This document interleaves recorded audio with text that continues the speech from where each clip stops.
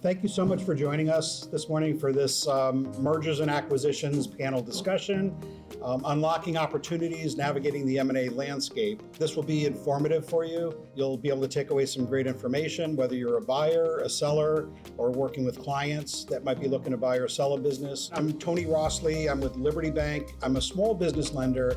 I focus on companies with revenues up to 10 million and provide financing up to $1 million. A little tidbit about Liberty Bank for those of you that don't know us. Liberty started in Middletown, Connecticut in 1825. Next year, we celebrate our 200 years in business, making us not only the oldest and largest mutually owned bank in Connecticut, but nationwide.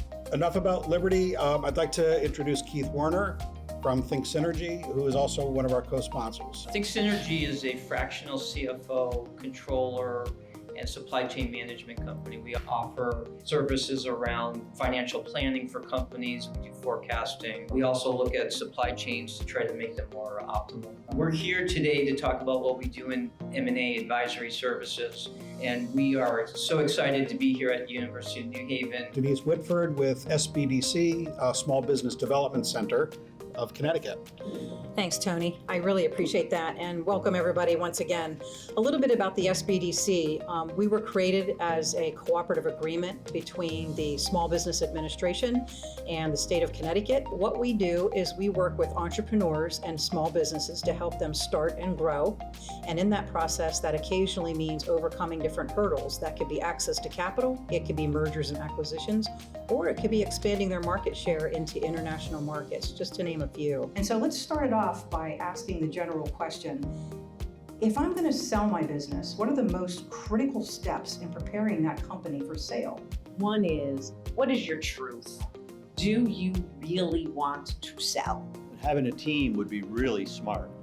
And that's your legal team, your financial team, a broker. What you want to do to create a highly transferable business is to really remove yourself from the day-to-day if you can. Being able to explain the business in simple terms and being able to be realistic about what your expectations are for value. If you want to have a better exit with a higher financial return as a seller, you got to start a little bit earlier. Good records. You have to have good records so that everybody can do their job. As risk goes up, value goes down. And that's the thing to remember. Once the LOI is signed, what are the critical components? It's really not a true finish line.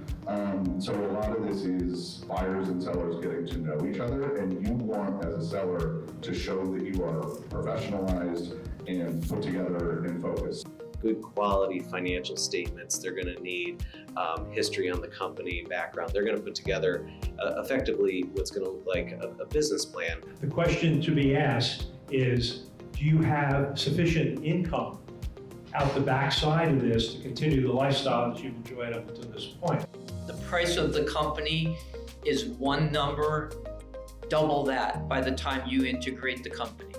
Between all of the costs getting there and all the costs operating the business afterwards. Once that LOI is signed, that's when the work really begins. It doesn't happen overnight, it doesn't happen in a few weeks.